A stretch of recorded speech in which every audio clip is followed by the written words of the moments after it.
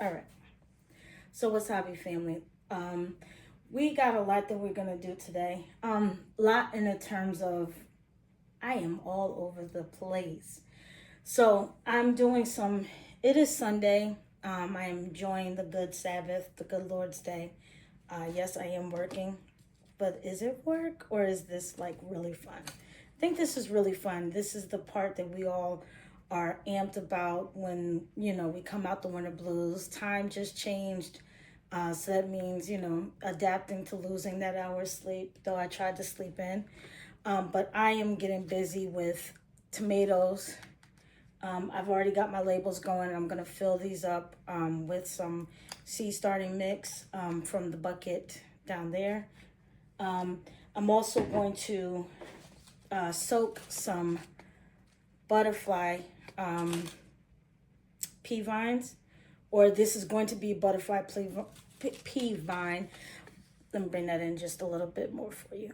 But the gist of it is that I want to also grow a lot of things that I can do for teas, right? So a lot of the herbs and things that I'm growing this year, while culinary, I'm going to be saving a lot of that for my own spice blends and things of that nature in-house. I also want to do a lot more teas. I love tea. I'm a coffee and tea drinker. Coffee in the morning, tea at night, just what I do. Sometimes tea. And I would love to just blend and just go grab stuff from my own garden just to throw into some tea with some lemon, honey, just my preference, what I want to try. So I'm going to get these soaked. The instructions on these say to soak for 4 to 6 hours. I noticed that when I was actually outside planting. I did some planting outdoors of the garden bed that's in front of the greenhouse. And I will show you clips of that. This is just really where I planted some direct sowed, some plant. Let me say that one more time. I direct sowed some regular peas, some shelling peas, as well as some snow peas. I like to just grab peas for stir fries. As I'm walking through the garden, I'll grab a pea, a tomato here, all those good jazz. And so that's typically, I find it better when I direct sow, just my personal opinion. And I also direct sow radish, parsnips, carrots. They don't really like their roots disturbed. So I don't transplant carrots, parsnips, beets. I don't do that. So I direct sow those. So you'll see me in a little bit. I just will throw up the clip of me outdoors, just getting that together, that front planting bed. And one of my trellises towards the middle of the garden, I did the shelling peas. So we'll get those Wando shelling peas, I believe, is the variety that I did. So I got those out, and I want to get these out, but these say you should soak them. I have soaked my peas, my other peas prior to. I don't necessarily notice a difference in how fast they germinate, but since I've never grown this particular pea, I'm going to follow the instructions. These pea seeds are a little bit different. Let me take some out and just kind of show you. Hang tight. I'll bring you in a little bit closer. All right, so I figured I'd show you, since I'm talking about it, bring you in a little bit better. So these are the butterfly pea vine seeds. And literally, I'm just using these for the flowers. I'm not using these as edibles. I am literally just want the flowers for tea, right? So butterfly pea tea is what I want to do. And this is a contrast in what the Wando peas look like, for instance, right? So comparing, So a little bit different. So these say you need to soak them 4 to 6 hours in warm water. I'm going to get these into one of these little guys here. Going to let them soak for 4 to 6 hours. I figure in the meantime, I can get some of the tomatoes and eggplants in, get them on the heating mat. So that's what we are going to do. All right, stay tuned.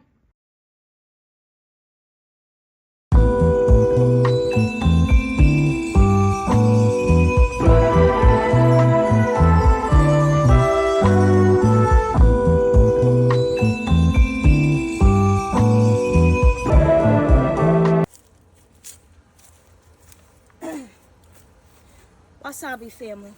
So this is front bed that I have. I'm gonna get some water in these. And what I'm gonna do is I'm not gonna top treat it. I really didn't have much planted in here. I'm just gonna get some of these weeds out of here.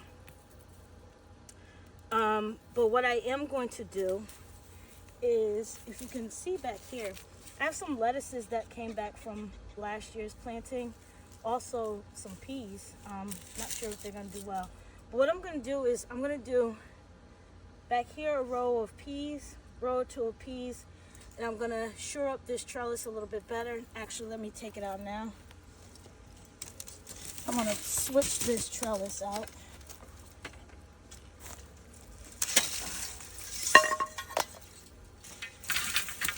And what I'm doing is, again, I'm gonna do peas here,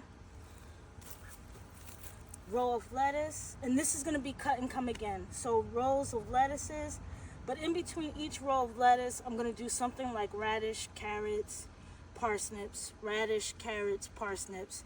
So you're gonna have rows of lettuce, different, like maybe the mixed lettuce variety. I am growing heads of lettuce. That's going to be in a separate area, but this one I just really want cut, come again. Hey, I want a salad today. Let me just go snip, snip, snip around the yard kind of thing. And I'll definitely put some herbs mixed in too, like probably at the front. So you have rows of herbs, maybe some nasturtiums up front. That side, I'm going to do cucumbers. So what I'm going to do is I'm actually just going to direct sow the peas. I did, where I transplanted them last year, actually my peas, or the peas that I grow, and it could just very well be me. Nothing in particular that I did wrong. But the peas that I grow, when I just plop them straight in, they do just fine. They don't need the extra time indoors. So yeah, I'm not going to do it. I think this is some parsley, actually, that's coming back from last year. So I'm going to let it rock, some curly parsley. And if I'm not mistaken, I did dill over there. But just in some areas where I see. Just going to get those out. As you can see, this is really rich soil. Really rich soil. So really no amendment needed. I kind of did that in the fall. So this I'm just going to rock out. I have some seed packs here. Yeah, so I'm just going to rock out. I'm going to brace this way, brace that way. So let's do it. Alright, so for the rest of the video, I felt like it was probably easier if I just sped up what I was doing a little bit and kind of explain it to you as I go through. Sometimes in the garden, though we like to do tutorials and try to help you guys as much as possible, there are times when I am out there and I am just like so not even focused on necessarily what the camera is doing and what I'm saying, but I'm just enjoying my hands in the soil. So these are just some makeshift oyas that I did, little DIY project, to create a way for, you know, me to water plants but not have to do it so frequently, especially once summertime comes. You have where these will slowly wick out water to your roots, which is really where you want the moisture and the water to be anyway, not necessarily the top of the surface. So that's what I did, filled it up with some rainwater from the bucket that I have. And now I'm just getting in behind the areas, and I'm going to start planting some peas first. Now these I like to do, and I'm going to place a trellis, and you'll see that in towards the end a little bit. There is a trellis that goes behind this that I placed back in. I just kind of wanted to shore it up, so I picked it out first, just to kind of get the wiring and zip ties and stuff back together. But I've got some peas here, and these are like, not really a huge pea person, so I'm not planting a lot of them, but I do like the kind that you can use in stir fries. I do a couple different varieties, little marvel peas, um, some regular snow peas, some shelling peas to some wando peas that I'm going to put in a different bed. But for the most part, these are the kinds that you don't have to shell to take the seed or the pea out from in between. You can eat the whole thing, including the pod itself. So that's kind of what I'm putting here. And I'm just that curve till about 1/3 of the way is where the peas are going to be. And then I'm just going to go through the whole process. So, like I said in the beginning of the video, here's just some peas. I kind of do them a little bit close together. I don't really give them a lot of spacing. I think I ignore the spacing that they give you on the packet. I find that they grow just fine, kind of close together. To be quite honest, I haven't had a problem yet. So these are the varieties that I'm doing. So I'm just gonna rock out for a little bit, let you see what I'm doing, and you'll kind of get the idea of how I'm planting them. I plant them like about an inch deep, um, going straight across. I put a little, little indentation in the soil, and then I'll cover them up. And at the end of the video, you see me, I water the entire bed in. You can soak your peas. You don't necessarily have to. Your choice.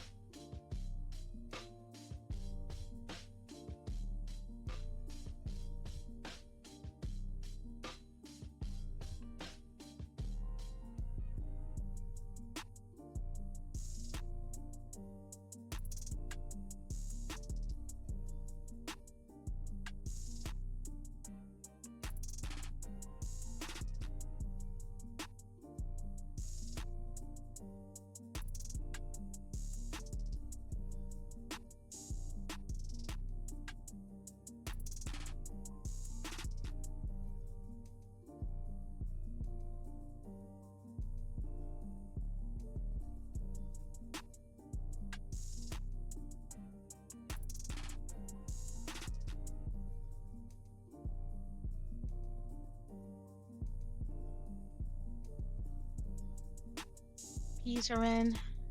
Got my good old trusty handy dandy hori hori knife, and we are creating some rows where we are going to plant some lettuces, some greens, carrots, radish, and actually you're going to see me here holding up the packet. I'm going to start with some arugula.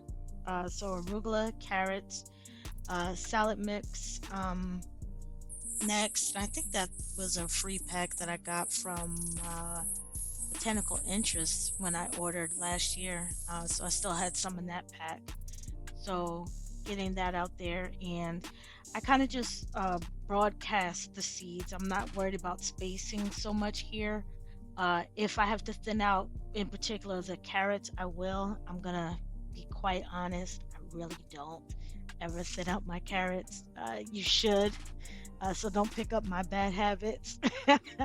But this is what I do. I try to grow what I can and do my best.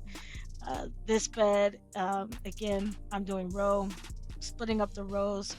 And kind of the idea is I'm going to be planting carrots and lettuce and all these things all over the garden in different areas, kind of just keep down the bug pressure so that they're not tearing up all of my crops that I'm growing.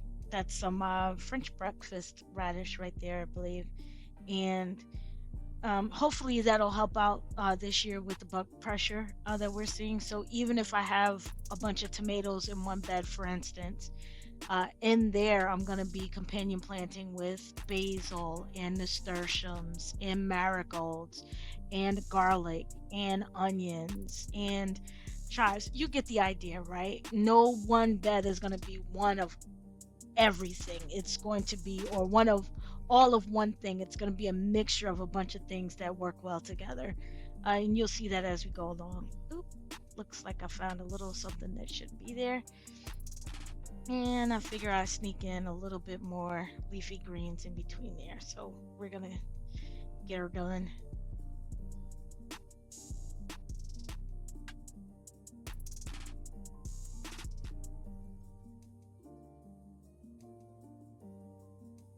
final front corner. So here, more salad mix, more radish. I believe up here I am doing the watermelon radish, to be quite honest, in this area. Those radish have a really good flavor. So if you have never tried that variety, watermelon radish, really good. I actually made some pickled, simple pickle. It was really good. Anywho, we got those going in, and I kind of spaced the radish maybe about an inch or two apart. I'm not really particular about spacing, especially this year. You're going to be seeing a lot of crowding. I think I'm doing away with the general idea of sticking to traditional square foot gardening, meaning like I may start off that way, but I'll be plopping stuff in between. Like I said, it's going to be a little bit chaotic trying to maintain or lower the bug pressure. I'll be sticking stuff everywhere, all through the yard. And you'll see that as we go through this growing season. May work, may not work, but you never know till try. So we got the parsnips in. They're going in the front. They should do okay up here. I don't think we have any problem here.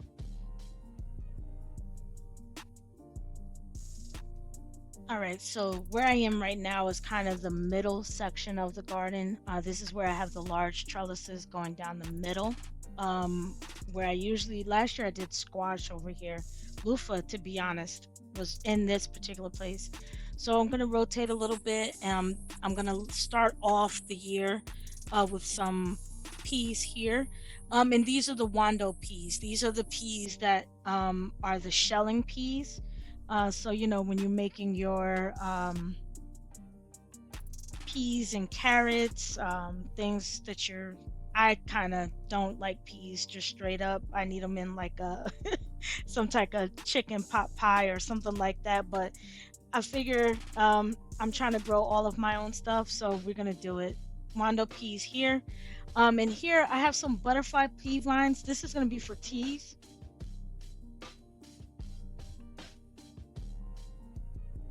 And now we are planting them. In the clip earlier, I told you that I was actually soaking them um, for the 4 to 6 hours that the packet recommended, and that's what I did. So I came out a little bit later, got them into the other side of the same trellis, so they're kind of gonna intertwine with the Wando peas, or should. That's the hope.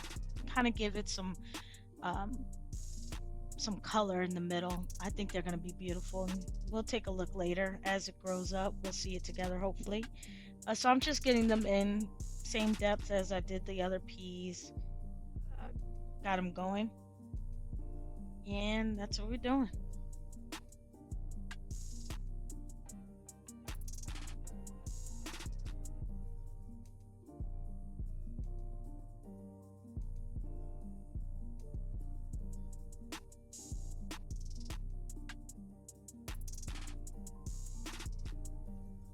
Now that everything's planted, I'm gonna go back and make sure I thoroughly water in all of the seeds that we've planted outside.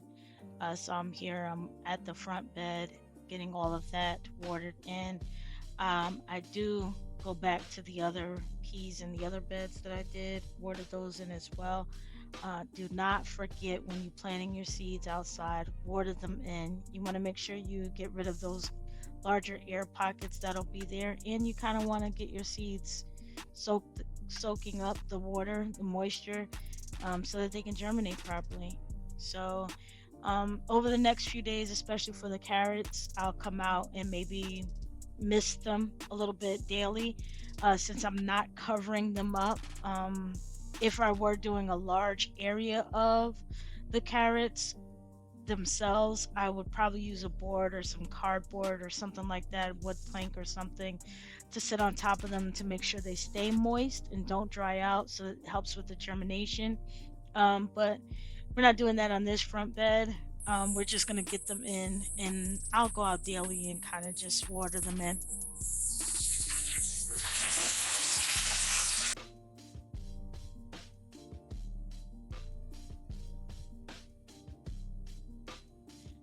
forgot, before I left, after everything got watered in, I do go back and place the trellis up. I figured since I was out here, I'd get it going. So I'm just putting that back in. And then after this, I'm going back in the house to actually do some seed starting. So we're doing outdoor, indoor, outdoor, indoor. It was a fun Sunday. What can I say? Got the trellis up, got it where I wanted it to. Took a couple tries to get get it in the right positioning, but this is why you want to put your trellises up before you have the growth. You want them to be able to catch on, especially the peas and tomatoes and cucumbers, anything that's going to be vining. You want that trellis in place before the vine actually appears, so that they have somewhere to climb and latch onto. So that's what I'm doing. I'm just shoring up the area. This is just some poles that I have with some chicken wire attached, and I'll kind of come in with some more a little bit later, just to make sure they can climb properly. Um, let's go indoors. Take a look at what we're doing in there after I'm done with all of this, getting this trellis in. Good Sunday. What can I say?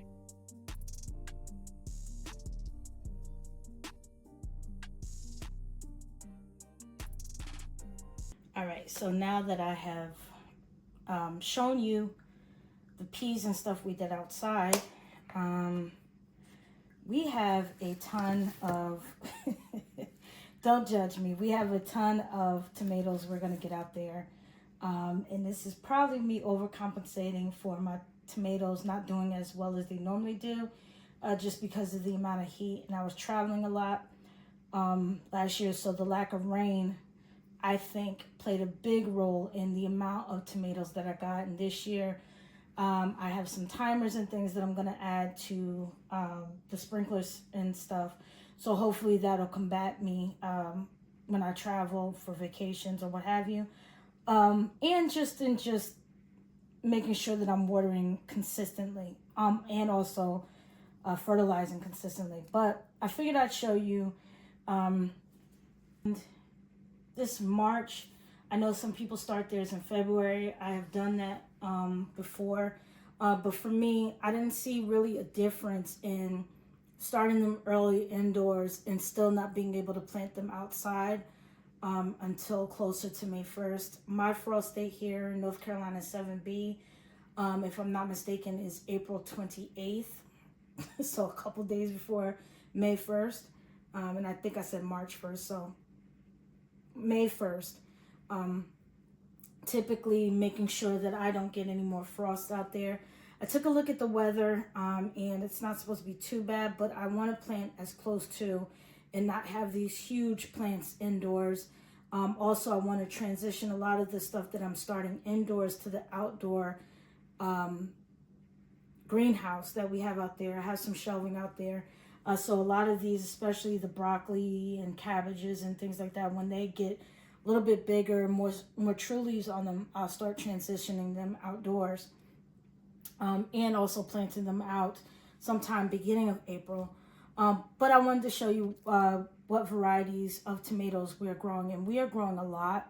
I like different tastes and textures for different reasons. Also am a lover of experimenting. It's my garden. I'm not too much worried about cross pollinations and things of that nature. It's my garden. I want to grow everything that I possibly can, especially in this climate. But especially have some Ace 55s. The Tiny Tims, we're going to definitely get down. That's going to be more for the green stalk, and I have some growing indoors. Ace 55s. Cherokee Purples, Indeterminates. We got some Sart Rolloy. I think only have like 2 or 3 seeds, so we're going to plant all those, get rid of them. I have some black strawberries. Making sure you can see. Some violets. I have some white wonders. Cherokee Purple. Back up. Beefsteaks, of course.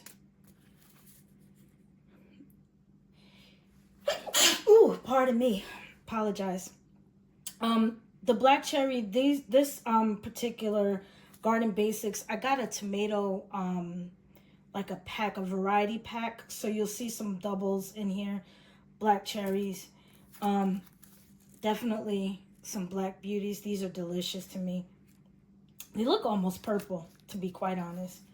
Got some early treats. You know how that is when you walk into like Walmart or Lowe's or something and you're like, oh, never tried those. These were delicious. Some black creme. Rio Grande, because why not? New for me, and this is probably why I bought the variety pack itself and suffered with the, not suffered, that's such a horrible word. Because like who is mad about having extra seeds? Green zebras we're doing. These yellow pears we are definitely doing. The golden jubilee. The pineapple. We got some Dr. Weiches. Siberians. Tomatillos, yes.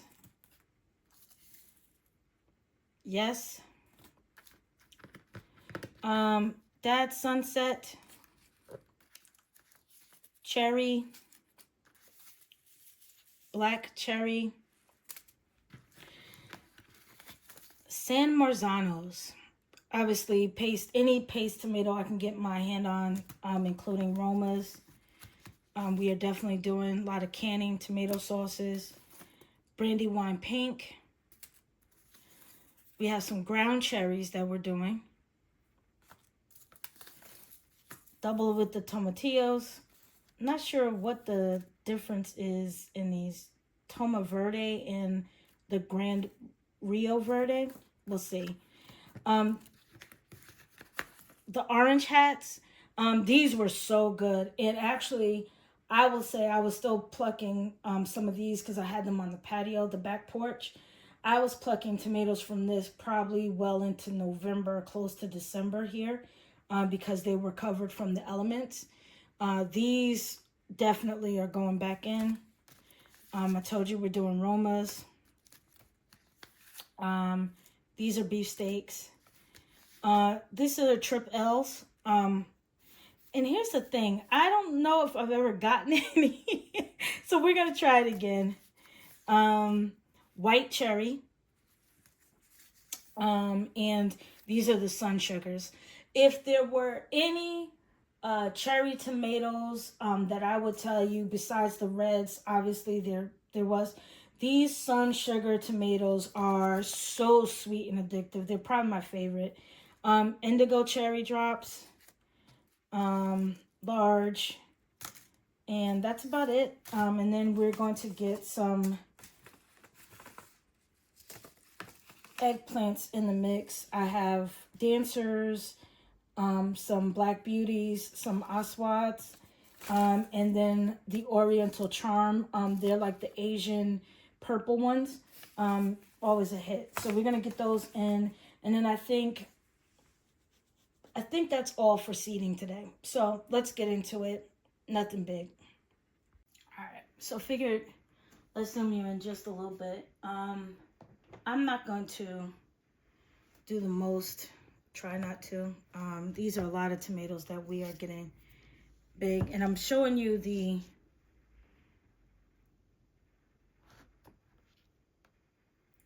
I have them labeled here instead of the tags that I normally do. I was watching a couple of folks Gardens in on, you know, the Rusted Garden on here on YouTube. And I'm like, why have I never done this when I do it when I up pot? Last year I used painter's tapes. I have masking tape. I just grabbed what I had around. But you know, when you up pot your tomatoes or any of your plants before you take them out, I was using the tags, the masking tape on the outside of the larger, show you, like when I did the peppers, on the outside. I've done this for years. I never thought to do it on the 6 cell trays, and I don't know why. So we did it this year. Lesson learned. Lesson learned. Because you know the ones you tag in. For me, when I use the humidity domes and things of that nature, I'm always snagging them on my lights or pulling them. This works perfect. So what I'm gonna do is, let's do on here. I'm doing 3 of each kind of don't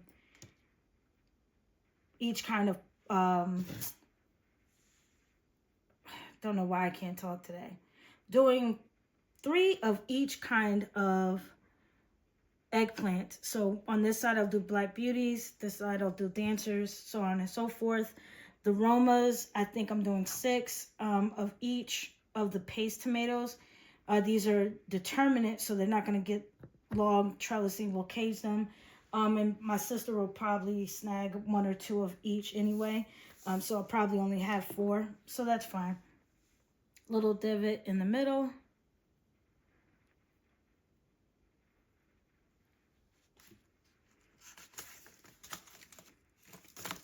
Inches out. And to me, eggplant seeds and tomato seeds, they look pretty much the same.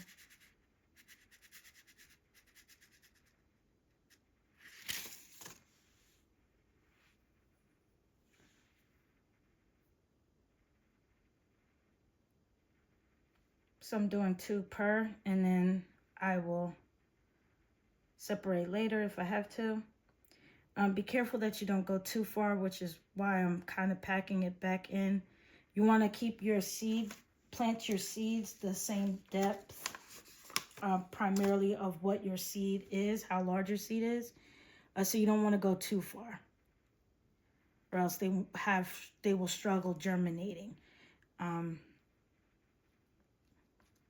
Sometimes that happens to me, and I wonder why a whole tray or, cell didn't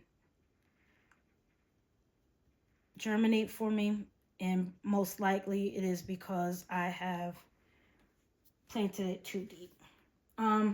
Hopefully that helps you. I'm going to get busy with the rest of these tomatoes. Yeah, let's go.